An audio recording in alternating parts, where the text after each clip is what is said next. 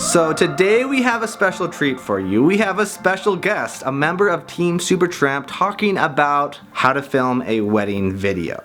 I'm actually standing on my tippy toes right now because Tyson's really tall, in case you're wondering why I'm kind of wobbling a little bit. But funny thing about wedding videos is almost every member of Team Supertramp that works with me, most of us started off filming wedding videos. So that was kind of one of our ways as far as to learn to work with people, learn to work with cameras and get good images, and then to start getting noticed through doing wedding videos. So that's why we thought we'd start with the basics of how to film a solid wedding video. So Tyson comes from a background with shooting a lot of wedding videos, and he's phenomenal with that. He actually has his own YouTube channel before he started doing everything with us, that he was constantly putting out wedding videos all the time. So he's gonna talk a little bit about that and everything he has learned about filming wedding videos. And we want this to be as informative as possible, so if you have any questions about anything we're talking about, leave that down below in the comments. Here we go. What's up, everybody? So I got started with weddings back when I was just out of high school. Getting into weddings is a lot of fun, and it's something you can learn so much from. I highly recommend it. A lot of people don't. They really do talk bad about weddings, like, oh, weddings, everyone does weddings. But I think it's such a good way to become a better videographer if that's something you want to do. Weddings are pretty easy, because when I got started with weddings, I actually just had family members saying, hey, I know you're into video, so would you want to shoot my wedding? And I just kind of did wedding after wedding after wedding because I've got a big family, and then it started to branch out from family to doing other people because people liked my work. And I've been doing weddings for probably 10 years now. I don't do them nearly as often as I used to now that I'm on Team Supertramp. So much of what we do in this industry is dealing with clients, dealing with people to the point where you have to have meetings, phone calls, and it's so similar with weddings because you have to deal with a bride. This is her most special day, so you want to make this day special for her. And that's just one reason why I think weddings are awesome. So I'll run through all the reasons I think that weddings are great. You're dealing with people. Number two, it's a good way to make a little bit of extra money. Number three, you're developing your camera skills. You've got a camera. A lot of the times people shoot on Glidecams, which is why what I've learned has transitioned so well over to Team Supertramp. That's actually how I discovered the Glidecam. Is I started watching other wedding videos and I was like, these are so static and boring because all the shots were done on a tripod. Nothing was ever moving, and I was like, I want my wedding video that I'm filming for a friend to actually look cinematic. So that's when I discovered the Glidecam. That's the device I use to get those shots that are moving all around people that are getting married. You're filming people. When you're filming people and there's movement, you have to not only follow them, you have to compose your shot and focus your shot. The fourth reason I think the weddings are awesome is because you're building your portfolio. You're able to show people what you've done, and I know weddings aren't the most glamorous things to shoot because you can find people that would want you to film their wedding so easily. The fifth reason I think that weddings are awesome is you're developing your style. It's something that I think every videographer starts to figure out the more they shoot. And I think style is so important because if you look at Devin, for example, he has developed his style and it's so different that it's his and he can sell that. So the same thing with weddings, when you have your style, you can present this to the client and say, this is how I shoot weddings. Now, there's so many wedding videographers out there. So a question I always ask is, what makes you different compared to everyone else? And it usually goes back to they have a unique style. So for me, it was using the Glidecam to have moving shots, because at that time, no one was using the Glidecam, and now everyone is using the Glidecam. So just think differently of how to create or capture a wedding that is unique to what you can bring to the table. Give people a reason to not turn you down. So when I film weddings, I actually have developed a style that a lot of the shots I do aren't very posed. I like things to be very natural, and I like people to be natural in front of the camera. So I don't set up a lot of shots. A lot of the times I'll shoot with a photographer and they'll set up the people, and then I'll do shots as the photographer's getting their shots. And that comes across on camera so much better than if someone's staged or posed.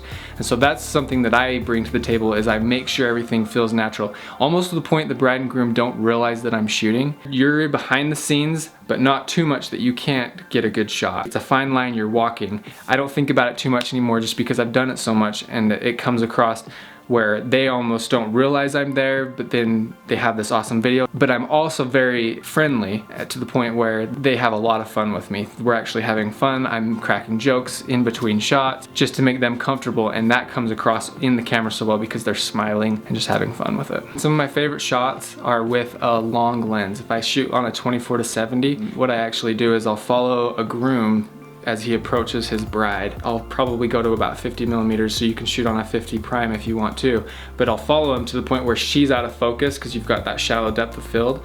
And so you're keeping him in the same place. So as you're pushing in, he's walking towards her, you're staying at the same distance so that he's always in focus. And then as he gets closer, you start to wrap around him, but you're keeping that exact same distance because of the focal length that you've set your lens to. So you're coming around, and right as he approaches her, she comes into focus, and then he kisses her. And that's like the money shot. And I always shoot at 60 frames just because that's so cinematic. It feels like a fairy tale when people watch it back. So when you're starting out shooting weddings, the biggest question is, what do I charge? My first wedding, I made $100. The second wedding, I think I made 200.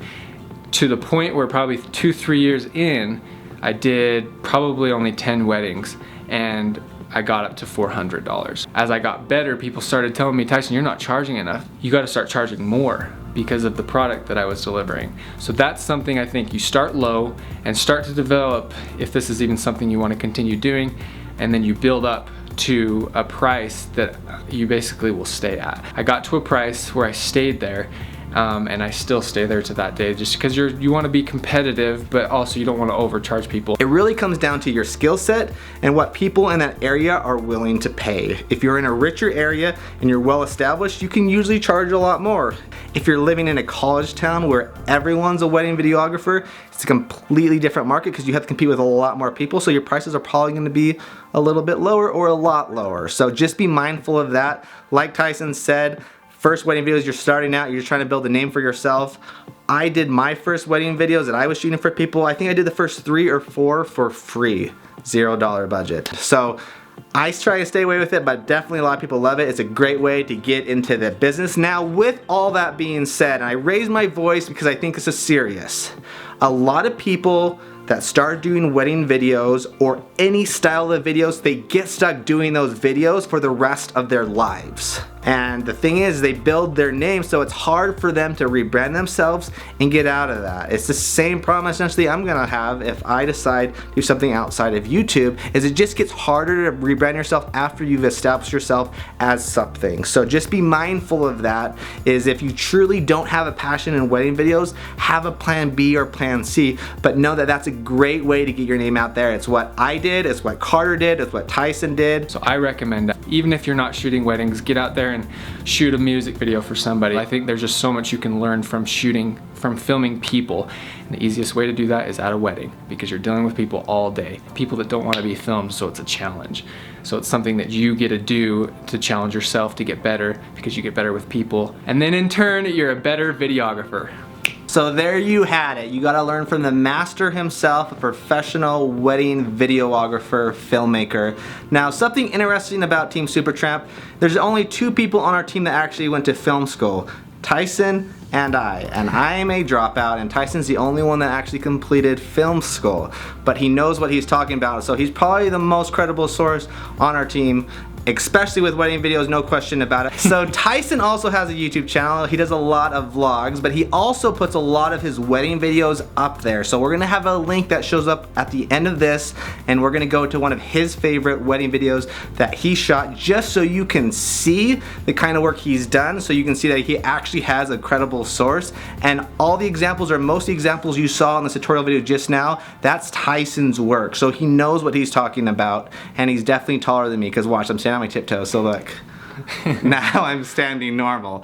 But no, Tyson's amazing. Check out his work, and a lot of the videos on our YouTube channel, Tyson's one of the people that makes them happen. So thanks so much for Tyson. Thanks so much for you all for watching and supporting our videos. 5, 4, over and out. 3. Yeah, wham, bam, super tramp, and I tipping up my hat while I boost the fans, and I hover up top. Can you feel the noise? All the girls scream now cause they want the boys. Yo, making all the clouds looking like a big joke when I run so fast and I sing so low, and you never wanna mess with me. You're just testing me, I just set me free, so just stop.